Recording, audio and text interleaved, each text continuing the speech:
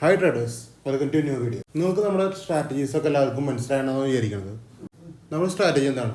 Buyers lose sellers reject ചെയ്തിട്ട് demand price നോക്കിയിട്ട് മേടിക്കുക എന്നുള്ളതാണ് നമ്മുടെ സ്ട്രാറ്റജി.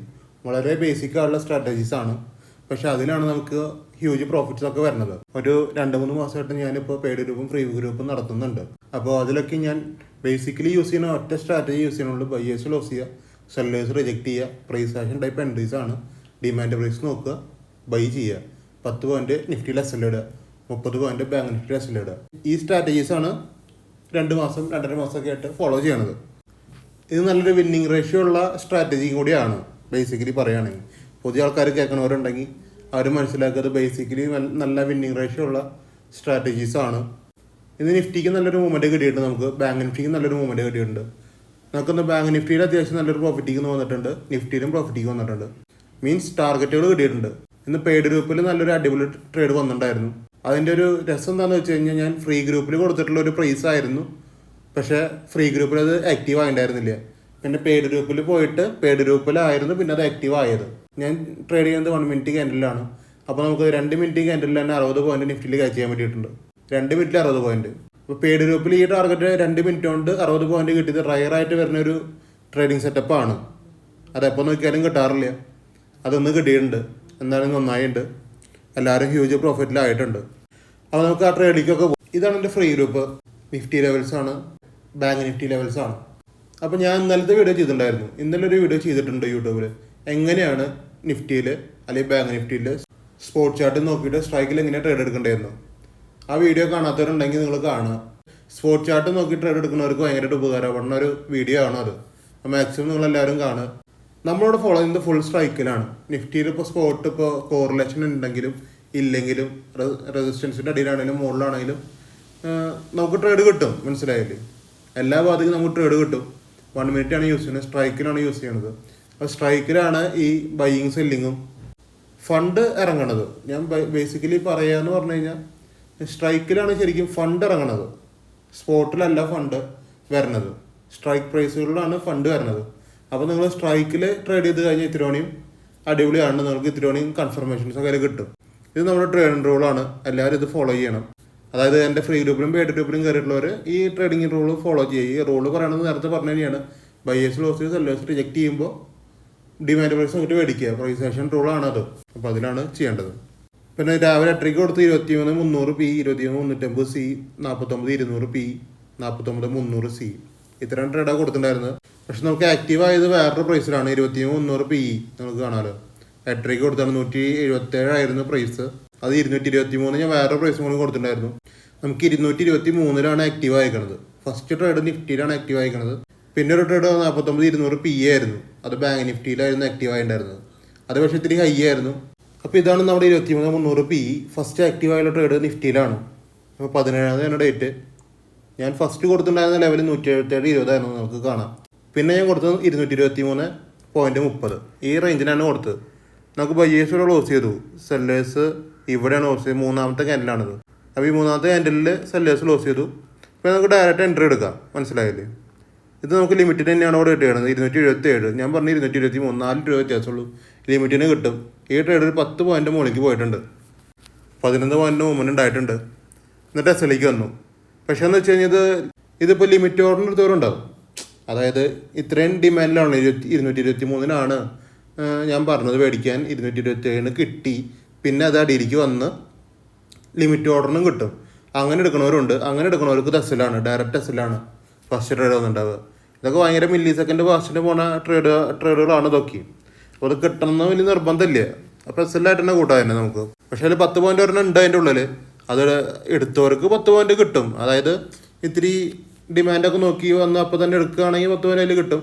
ഇല്ലാത്തവർക്ക് അത് ഡയറക്റ്റ് എസ്സലാണ്. പിന്നെ നമുക്കുണ്ട് 49,200 പിയിലാണ്. Bank നിഫ്റ്റിയാണ് 49,200 P.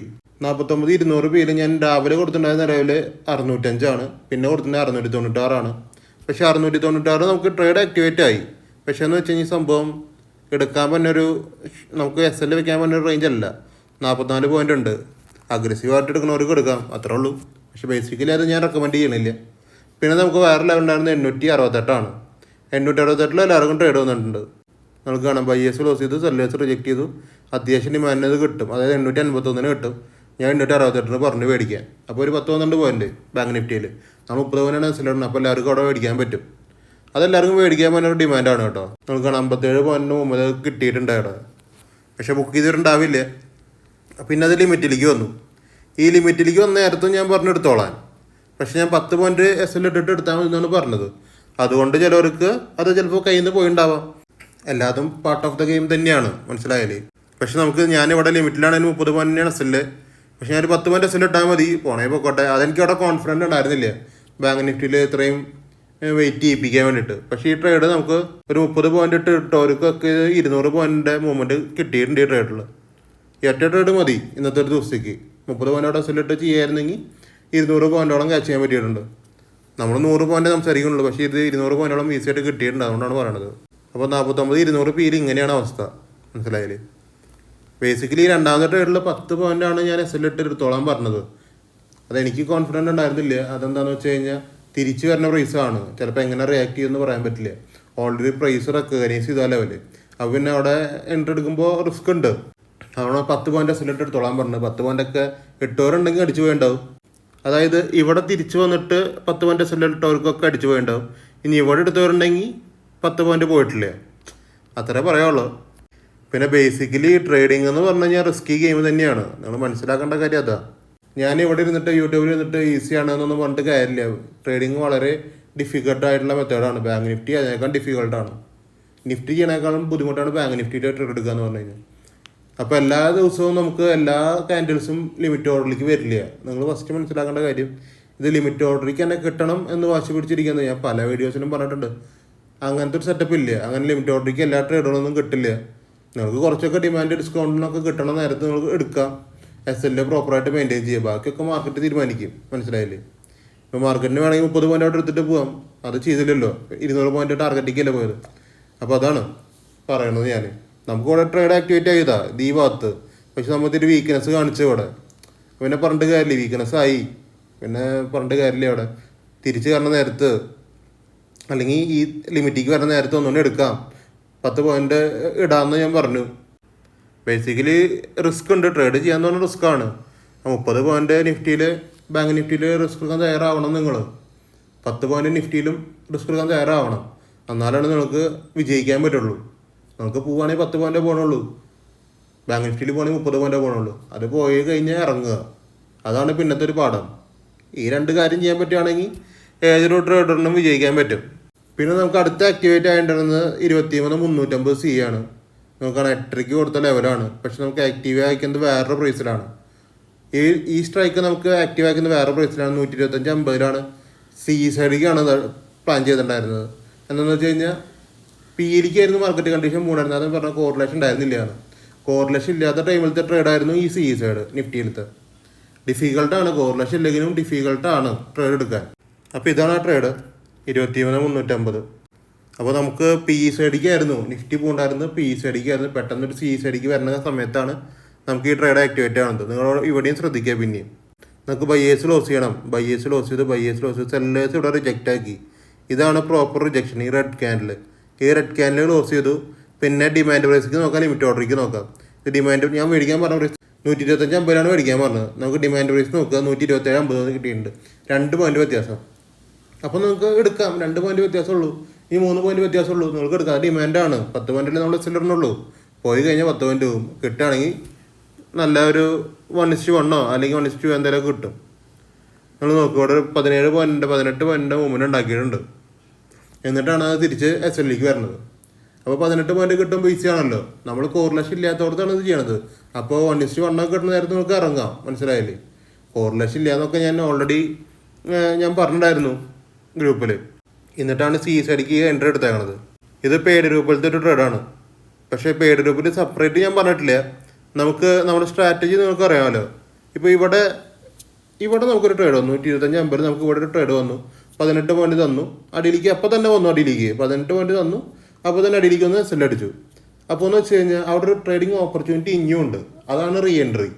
കറക്റ്റായിട്ട് മനസ്സിലാക്കുക. പെട്ടെന്ന് വന്ന് എസ് അടിക്കുന്ന സിറ്റുവേഷനൊക്കെ ഉണ്ടെങ്കിൽ അത് അവിടെ ഒരു റീ എൻട്രി കൂടി ചാൻസ് ഉണ്ട്. ഇവിടെ അതാണ് സംഭവിച്ചത്.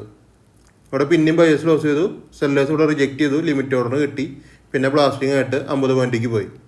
ഇത് പെയ്ഡ് ഗ്രൂപ്പിൽ വന്ന ട്രേഡാണ്, പക്ഷെ റീ എൻട്രി ആണ്. ഇത് എടുത്തവരുണ്ടെങ്കിൽ പ്രോഫിറ്റിലായിരിക്കും. പിന്നെ ഞാൻ ഫ്രീ ഗ്രൂപ്പിൽ ഒരു ട്രേഡ് കൊടുത്തു എന്ന് പറഞ്ഞില്ലേ, പിന്നെയാണ് അത് ടാർഗറ്റിലേക്ക് പോയത്. 2 ക്യാൻഡലിലെ ടാർഗറ്റ് പോയെന്ന് പറഞ്ഞില്ല ഒരു വീഡിയോയുടെ തുടക്കത്തിൽ തന്നെ. അത് ഇതാണ് 23,300 P. നമ്മളിപ്പോൾ സിയിലേക്ക് ഒരു എൻട്രി എടുത്തു, അത് കോറിലേഷൻ ഇല്ലാത്ത സമയത്ത്, അതായത് ബാങ്ക് നിഫ്റ്റി പി സൈഡിലേക്ക് പോകുമ്പോൾ നമ്മൾ നിഫ്റ്റിയിൽ സി സൈഡിലേക്ക് ഒരു എൻട്രി പ്ലാൻ ചെയ്തു. അത് കോറിലേഷൻ ഇല്ലാത്ത ടൈമിലത്തെ എൻട്രിയാണ്. പക്ഷേ ഈ പി 200 രൂപ, അതായത് 23,300 P, ഈ 23,300 പോയി 200 രൂപയ്ക്ക് മേടിക്കാൻ പറഞ്ഞതെന്ന് വെച്ച് കഴിഞ്ഞാൽ ആ ടൈമിലേക്ക് കോറിലേഷൻ ആയിക്കൊണ്ടിരിക്കുകയാണ്, മാർക്കറ്റിൽ കോറിലേഷനിലേക്ക് വന്നുകൊണ്ടിരിക്കുകയാണ്. ആ ടൈമിലാണ് ഈ പി വരുന്നത്. ഇത് പെയ്ഡ് ഗ്രൂപ്പിലത്തെ ട്രേഡാണ്, നിങ്ങൾക്ക് കാണിച്ചു തരാം ഞാൻ. ഈസി ആയിട്ട് കിട്ടിയതാണ്. പക്ഷേ ഇത് ഫ്രീ ഗ്രൂപ്പിൽ കൊടുത്തിട്ടുണ്ടായിരുന്നു, പക്ഷേ പെയ്ഡ് ഗ്രൂപ്പിലാണ് ഇത് ആക്ടിവേറ്റ് ആയിക്കണത്. അപ്പോൾ നമുക്ക് ആ ട്രേഡിലേക്ക് പോകാം. 23,300 P. അപ്പോൾ ഇതാണ് ആ ട്രേഡ്. 23,300 P, 200.05 മേടിക്കാൻ പറഞ്ഞത്. ഇവിടെ ബയേഴ്സ് ലോസ് ചെയ്തു, സെല്ലേഴ്സ് അടിയിൽ ലോസ് ചെയ്തു, പിന്നെ ബയേഴ്സ് ഇവിടെ ക്ലോസ് ചെയ്തു. ഈ സെല്ലേഴ്സ് ക്യാൻഡിലെ അടിയിലാണ് ക്ലോസ് ചെയ്തേക്കണത്. മനസ്സിലായില്ലേ? ചാടി കയറിയിട്ടൊന്നും എടുക്കാൻ പറ്റില്ല. ഫസ്റ്റ് മനസ്സിലാക്കി. ഈ സെല്ലേഴ്സ് ക്യാൻഡിൻ്റെ ബോഡി അടിയിലാണ്, അപ്പോൾ ചാടി കയറി എടുക്കാൻ പറ്റില്ല. നമുക്ക് മുകളിൽ തന്നെ ബോഡി ലോസ് കിട്ടണം. അപ്പോൾ പിന്നെയും ബയേഴ്സ് ഇവിടെ ക്ലോസ് ചെയ്തു, പിന്നെയും ബയേഴ്സ് ക്ലോസ് ചെയ്തു. സെല്ലേഴ്സ് ഇവിടെ റിജക്റ്റ് ആക്കി, 209 റിജക്റ്റ് ആക്കിയത്. പക്ഷെ അതൊരു അഗ്രസീവ് എൻട്രി ആണ്. ഞാൻ പറഞ്ഞില്ലേ, കോറിലേഷൻ വരുന്ന ടൈമാണ്, അഗ്രസീവ് എൻട്രീസ് ആണ്. അത് ഞാൻ ഗ്രൂപ്പിലും പറഞ്ഞിട്ടായിരുന്നു. ഇത് പെയ്ഡ് ഗ്രൂപ്പിലത്തെ എൻട്രിയുടെ കാര്യങ്ങളാണ്. 23,300 കാര്യമാണ് പറഞ്ഞത്. Active but price high, aggressive traders can buy, others wait for discount or limit price. അങ്ങനെയാണ് പറഞ്ഞത്. ഞാൻ സാധാരണ ഈ അഗ്രസീവ് എൻട്രീസിൻ്റെ കാര്യം പറയാറില്ലേ, പക്ഷെ അതിൽ ഞാൻ പറഞ്ഞതെന്ന് വെച്ച് കഴിഞ്ഞാൽ ഇവിടെ അങ്ങനത്തെ ഒരു കോറിലേഷൻ ഇവിടെ വരുന്നുണ്ട്. ഈ ഒരു ട്രേഡിൽ ആ കോറിലേഷൻ വരുന്നുണ്ട്. അതുകൊണ്ടാണ് ഞാൻ അഗ്രസീവ് എൻട്രീസിന് മേടിക്കാമെന്ന് പറഞ്ഞത്. പക്ഷേ ഈ സെല്ലേഴ്സ് സ്കാനിൽ വന്ന ശേഷം ഒരു ചെറിയൊരു ബയേഴ്സ് സ്കാനിലൂടെ ഉണ്ടായിട്ടുള്ളൂ. 2 ക്യാൻഡിൽ തന്നെ 60 പോയിന്റ് മൂവ്മെന്റ് ഉണ്ട് അവിടെ. പിന്നെയും വേറെ അവിടെ എൻട്രി ഉണ്ട്. ഇതേ സ്ട്രൈക്കിന് 237 മുകളിൽ സെല്ലേഴ്സ് സ്കാനിലുണ്ടാൽ പിന്നെയും മേടിക്കാം. അതൊരു 36 പോയിന്റ് മൂവ്മെന്റ് പിന്നെയും കിട്ടിയിട്ടുണ്ട്. അപ്പോൾ ഇത്ര അടിപൊളി ഒരു എൻട്രീസ് ഒക്കെ ഒന്ന് പെയ്ഡ് ഗ്രൂപ്പിൽ വന്നിട്ടുണ്ട്. അപ്പോൾ ഇതാണ് എൻ്റെ പെയ്ഡ് ഗ്രൂപ്പ്. നമുക്ക് ഫ്രീ ഗ്രൂപ്പിൽ കൊടുക്കണ കുറേ എല്ലാ ട്രേഡുകളും, രാവിലത്തെ എല്ലാ ട്രേഡുകളും പെയ്ഡ് ഗ്രൂപ്പിലും കൊടുക്കുന്നുണ്ട്. ഫ്രീ ഗ്രൂപ്പ് കഴിഞ്ഞിട്ടാണ് പിന്നെ പെയ്ഡ് ഗ്രൂപ്പിൽ ബാക്കിയുള്ള എൻട്രികൾ. അതിൽ പെട്ടൊരു എൻട്രിയാണ് ആ 2 ക്യാൻഡിലിൽ 60 പോയിന്റ് കിട്ടിയേക്കണത്. അതും ഫുൾ ടാർഗറ്റ് ആണ്. ഇതൊക്കെ ഇട്ടിട്ടുണ്ട് ഞാനിതിൽ. ഇന്ന് നമുക്ക് രാവിലെ ഫസ്റ്റ് ട്രേഡ് തന്നെ നിഫ്റ്റിയിൽ ഒരു SL വന്നു. പിന്നെ അങ്ങോട്ട് SLകൾ ഉണ്ടായിട്ടില്ല, അല്ലാതെ നല്ല പ്രോഫിറ്റ് തന്നെയായിരുന്നു. പിന്നെ ഒരു പെയ്ഡ് ഗ്രൂപ്പിൽ വന്ന ട്രേഡാണ് 23,300 C, 216 രൂപയ്ക്ക്. അത് നമുക്കൊരു 1:3 ഇത് ഫുൾ ടാർഗറ്റാണ്. കണ്ടില്ലേ, 23,100 C, അത് ഫുൾ ടാർഗറ്റാണ്. ഇവിടെ നിങ്ങൾക്ക് ശ്രദ്ധിക്കാം, ബയേഴ്സ് ലോസ് ചെയ്ത് സെല്ലേഴ്സ് റിജക്റ്റ് ചെയ്ത് ലിമിറ്റിൽ കിട്ടും. പിന്നെ അത് 50 പോയിന്റാണ്. ഇതിൽ നല്ല പ്രോഫിറ്റ് എടുത്തവരുണ്ട്. പിന്നെ നേരത്തെ പറഞ്ഞ റീ എൻട്രിയുടെ സെറ്റപ്പാണത്. 23,350 C റീ എൻട്രിയിൽ എടുത്തവരുണ്ടോന്ന്. പിന്നെ അധികം പിന്നെയുണ്ട്, ഒരു 3 ട്രേഡും കൂടി ഉണ്ട് ഇപ്പോൾ കൊടുത്തേക്കണതാണ്. അത് ആക്റ്റീവായി വന്നിട്ടില്ല.